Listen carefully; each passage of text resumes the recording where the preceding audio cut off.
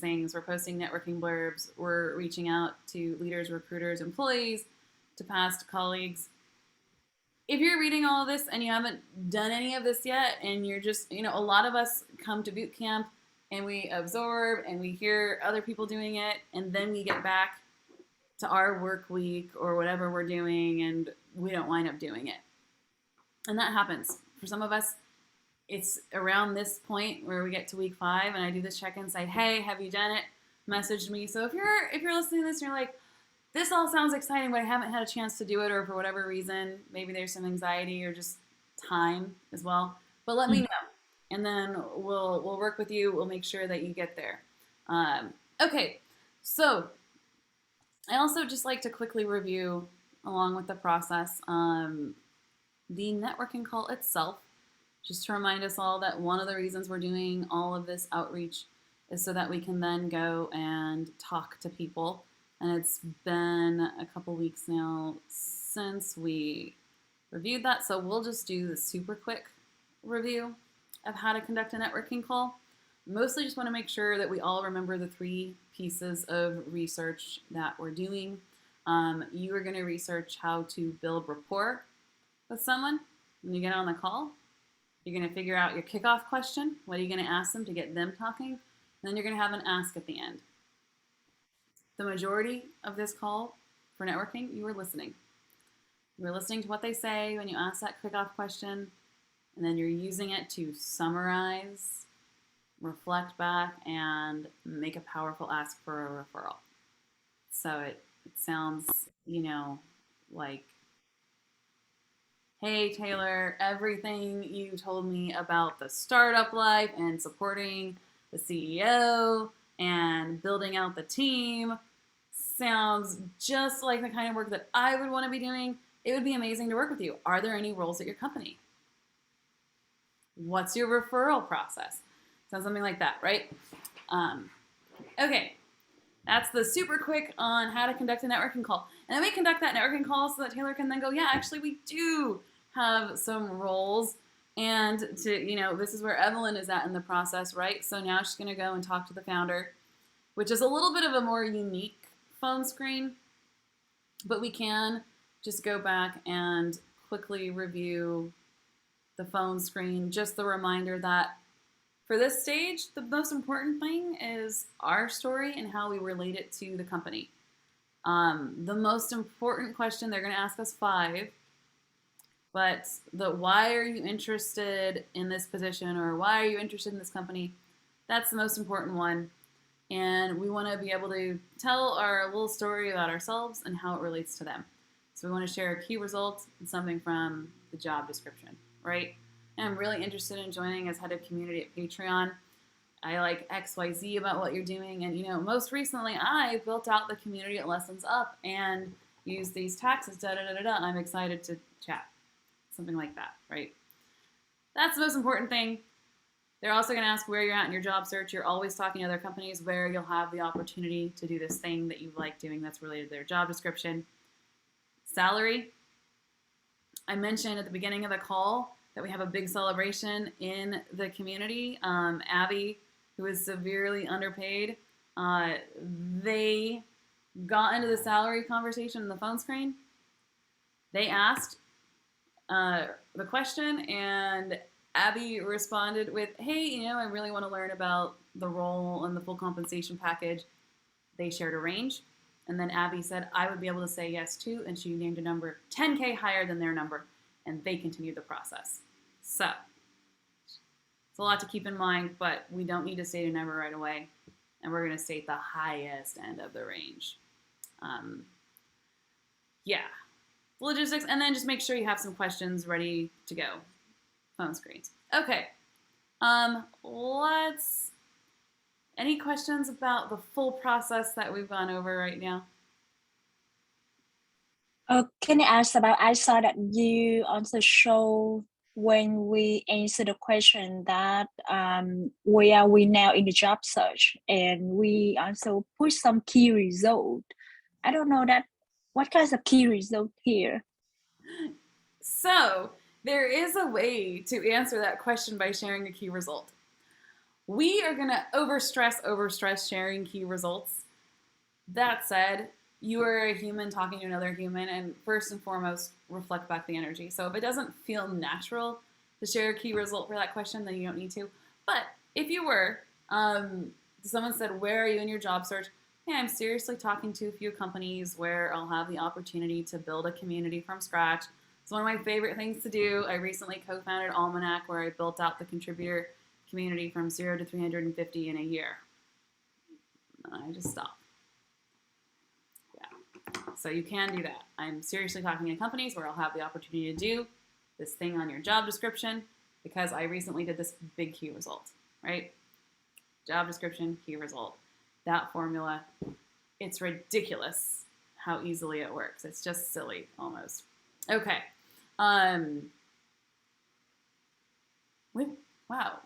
We've done so much together. I love it. And now we're going to talk about interview stories. Okay, as we get into interview stories, you all already know how to tell an interview story. You all do a great job telling interview stories. We're just making some tweaks and optimizing it because we want to stand out from every other candidate. Interviewing, job search, we just know that the process includes rejection. Alicia, I think we celebrated her last week. She got a rejection from a dream company before she landed at Anti-Defamation League. Abby, who we just are celebrating this week, she got a rejection from Mayo Clinic before she landed at Teladoc. And those rejections feel crushing when they happen, but we keep going. And because rejection is going to happen, we're going to do everything we can to stand out from every other candidate. So, for storytelling, and we talked about this briefly last time, but we'll go into a little bit more detail. Has anyone heard of the STAR method? Okay. Does anyone have an approach to telling interview stories that they feel is working for them? Yeah, Misha, would love to hear about it. When I tell interview stories, it's really based on the insight that I'm trying to show for how I think about problem solving, like soft skills, and then also key results. Those are the two things that I'm looking at in each story. I find that people love results, but they also like candid as well. But the STAR method is like tried and true. So I try to stick to it with a candid flavor. So two things. I look at soft skills, the stories showing who I really am, like the authentic side to me, with the key results to show how I really like either contribute to a team or whatever, like raise funds, whatever it is. And I try to be candid while using the STAR method because I find that like a lot of people want to have conversations throughout the story. It's not all like me just talking. And I find that that really helps break up break the ice, but also create a relationship with that person who's interviewing you. And it kind of gives you this twist of like, we're already friends. So they feel like they're already working with you. And this is obviously with people who are not the recruiter, but that's a tiny bit of how I try to tell a story. That's amazing. Sorry. You're absolutely right. And we're going to talk a lot about the relationship building part next time. But we'll touch on it today. And you're right. STAR method is tried and true. All of these storytelling methods that you have learned, they're great. They give you a format to come back to. We are simply adding that you're going to start with the key result or the outcome so that the person knows what you're talking about, so that they can be immediately engaged instead of being that interviewer that's like, why are you telling me this? Right? And that will happen. And a lot of people have come to boot camp and then they're like, oh yeah, our interviews just changed as soon as I just started by telling them the key result first. So that's what we want to do is make sure we know that key result and we're ready to map any key result to any story that we tell. Remember that your key result can help you answer just about any interview question that comes your way. They can ask about deadlines. They can ask about stakeholder management. They can ask about specifics of performance, right? How would you overcome a customer call like this? How would you handle a low conversion rate? How would you handle customer churn? Just go to the nearest key results and then the closest example, right? So the biggest piece of our interview prep is going to apply to all the interviews. We do it once. We map out our key results, our big examples, and then through the interview, we just pick and choose which ones to go to. Okay, so how to get started with that? You can take the job description that you're currently going to be interviewing for, and you can grab the first 3 to 5 bullet points and use that to help you find key results that are a strong match. Then you can list the example and build that brief and concise story, right? And your story outline is, okay, so it's a bullet point from the job description. Remember, you're mostly going to be applying to roles that are fairly similar, so if you start this way to build your interview stories, you're going to be able to repurpose it, and they don't have to be the exact. Those key results are going to transfer over. Most relevant key result, then go into the situation. What was the challenge? What was the solution? So again, you're kind of repeating the key result, but maybe a little bit more insight into how you achieved it, right? As you're thinking through your story, please do be specific about what you owned. A lot of us feel like we need to be in a hurry with these stories, but then we're actually going to take more time because they won't know what's going on. You can also, and you should, state specific constraints or challenges. Consider that you can point to an interesting problem or to an interesting solution. Drop a name brand if you have one, because it makes it memorable. Include numbers and statistics because it makes it concrete. And raise the stakes. Do not be afraid to show the innovative thing that you did that maybe nobody else on the team even knows about, right? Or that, oh, you really should have gotten recognition because you were the one on the team that thought about it this way. So think about that piece. What made this innovative? What made this different or just memorable, right? We're actually trying to tell. We're going to be telling, 5, 6 stories throughout the interview process to each person we talk to.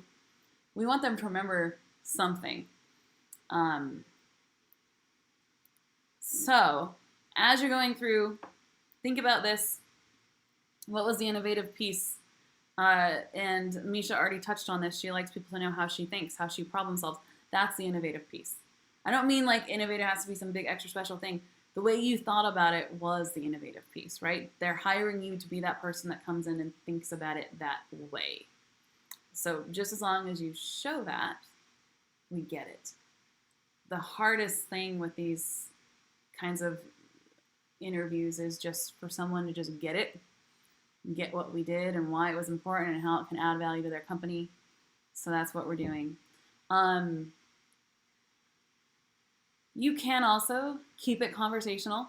You can also give yourself a minute to think. You can do that by repeating questions. Is a good tactic every now and then. Oh, thanks for bringing up deadlines.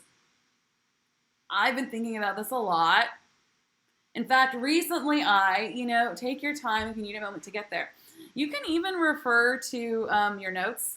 So, hey, this is a really critical question. Let me jot down a couple of notes because I've thought about this a lot and I want to make sure I really address it. You can even set the stage at the beginning of the interview, like, hey, I am going to be taking notes throughout. They should be glad of that. It means that what they're saying is important to you.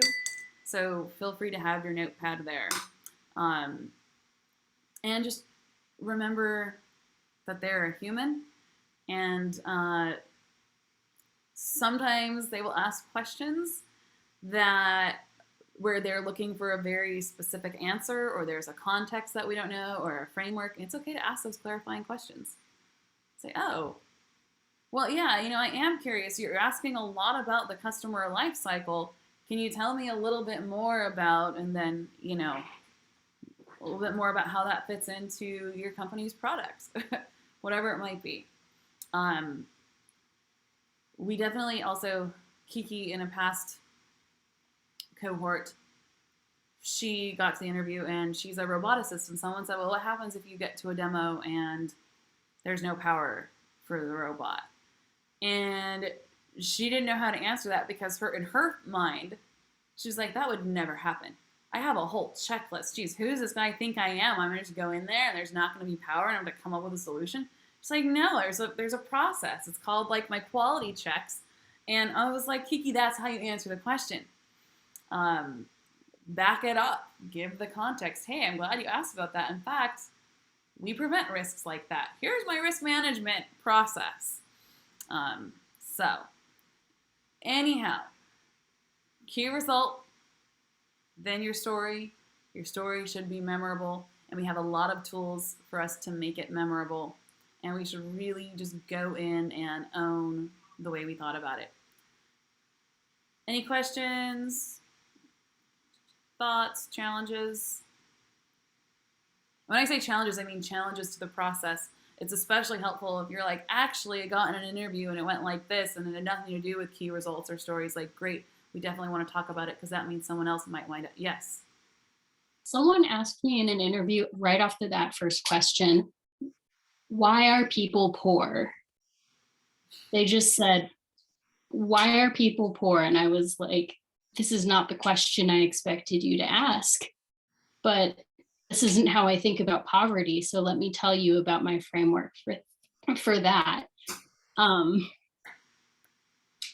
Just an example of like, I don't know, if someone hands you a glass of water and there's a hole underneath and like, how do you react?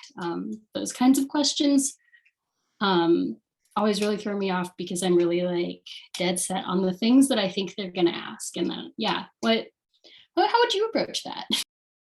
Yeah, I would definitely do what you did and go to a framework. I would probably build in a buffer for myself as well. That it sounds like you said, I wasn't expecting you to ask that. I might say, wow, that is such a big question. And I might try to relate it to their company. You know, I'm sure you're asking that because your company da da da da. I do think a lot about poverty, but I don't think about it in terms of why are people poor. And then I would try to, yeah. So I would just remember that I have all of these frameworks and stages that I can go back to. I can reframe the question to give myself some time, and I can relate it to the company to give myself some time. And I can also just be a human and just like, this really is a big question, or I wasn't expecting you to ask that. Also, I don't think about it in those terms, and I would definitely own that and state that. Yeah, that's a great one. Any other thoughts? Challenges? Okay. Oh, Emily, please. Oh, I had a funny one. I was having an interview and someone, I was trying to, I had an interview for an associate position and I saw that there was also a director position. And I realized, oh my gosh, I should be applying. After going through job search bootcamp, I realized I need to be applying for these director roles because I know what my key results are. So I came into the associate interview with a lot more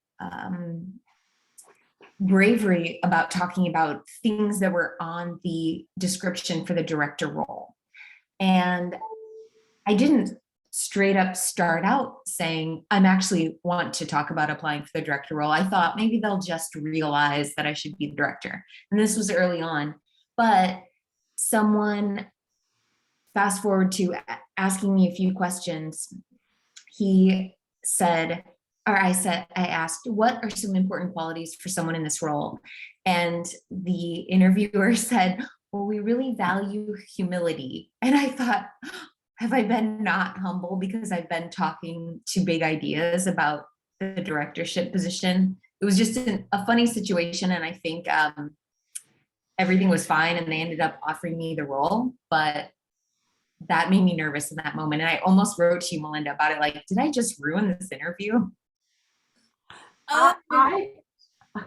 I could go on forever about humility. Like when companies ask about humility, it's like the biggest red flag for me. Like I just think it's such a funny conundrum. Like, well, yeah, I mean, I'm a humble, like I want to learn, but I'm gonna tell you if I got something done. So if that's not your, yeah, I don't know. I really struggle with humble. So anyway, I don't know about the rest of what you were looking for, Emily, but that struck me.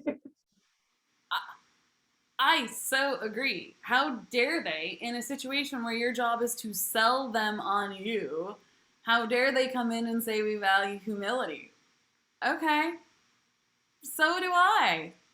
In fact, at my last job, when I mean, come on, that's what interviewing is about. We're not gonna, yeah, we're gonna raise the stakes as much as possible. Okay, so we're gonna do some. Oh, okay, we have just about 2 minutes. I will stop sharing my screen. Oh, please, question, Lexi.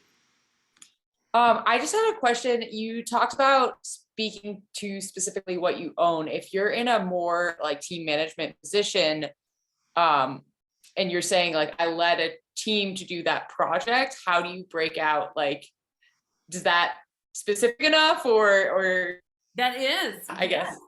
yeah, absolutely. You led the team to do this thing. Okay, cool. Yeah, and that's great. Thank you. Yeah, we want to own that leadership. Taylor, do you have a question? No, I was just about to say, like Lexi, like you just held a group of people accountable to like move the thing, like lead to the outcome of it getting done. So like that's a huge thing. And that requires Yeah. that requires more organization than actually like going and doing the thing yourself sometimes. Good. Thank you, Taylor. I think sometimes it's like easy to be like, oh, I didn't actually do the thing, but that's a good point. Thanks, Taylor. Yeah. Yes, it is. It's huge value. Companies want great leaders who can lead, do all the things. Okay, so we're gonna do an exercise today called Defend a Job Description. So everyone should have a job description for a role that they're interested in, or if you're actively interviewing for that role, have it handy. If you don't, then just think about what your target role would be. That said, if you have a job description handy and you have those first 3 bullet points, that would be great, because in your exercise today, we're going to go in breakout rooms in pairs and defend a job description.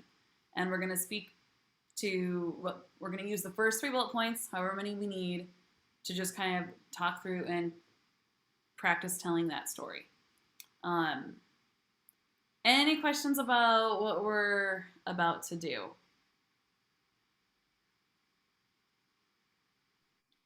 Give a quick example for everybody. Okay, let me, yeah, oh yeah, I should have a job description pulled up just for that. Okay, so while everyone is pulling up a job description, I will go pull up a job description as well. We'll choose, I'll just pretend that I'm applying to a role. Head of community. Can I ask that for job description, we also prepare the story based on the job description, right? For example, if the job description require a person that had experience working with the engineering team, I also need to have the story that tell about the time when I had the experience working with the engineer, or the purpose of the job description. What is the purpose of reading through the job description? Yeah, great point. Yeah, if they have a bullet point about asking for experience working with engineers, you definitely want to tell a story about when you worked with engineers. That's exactly the point. So, great question. So we pull up a job description, right? And okay, so if I was applying to the head of community and we were doing this exercise, let's say, I am a great fit for the head of community at Fable. I see that you're looking for someone to own the community experience and partner with leadership to make sure that the community is really a key part of the organization and mission. I actually applied to you specifically to do this. In my last role as co-founder at Almanac, I worked very closely with the CEO to build out the world's first open source documentation platform for non-techie people in tech. And, you know, my goal was to go out and find people who work in marketing and product and convince them to join our platform and share documents that they created at work for free. We didn't know how possible this was going to be, but it turned out to be just amazing. Over the course of the year, 350 people came out and they shared their actual work documents that they'd created for work purposes so that other people could take them and turn them into templates. And the CEO and I partnered a lot in how we built out the culture around that and made it a pillar for the company. And in fact, it enabled us to raise $9 million as a company. And, you know, our investors specifically came back and said that the value they saw were all of the people who had showed up to share their documents. So yeah, this is what I love doing. And I'm just so excited to come in and learn more about the community at Fable and how we can start building out the culture around community. Yeah. Okay. So it's Tired. that. And okay, I'm gonna stop talking now, stop sharing, so that you all get a chance to do this. So we'll give you 12 minutes so that each of you get 6 minutes, and then we'll just do a very quick wrap up at the end.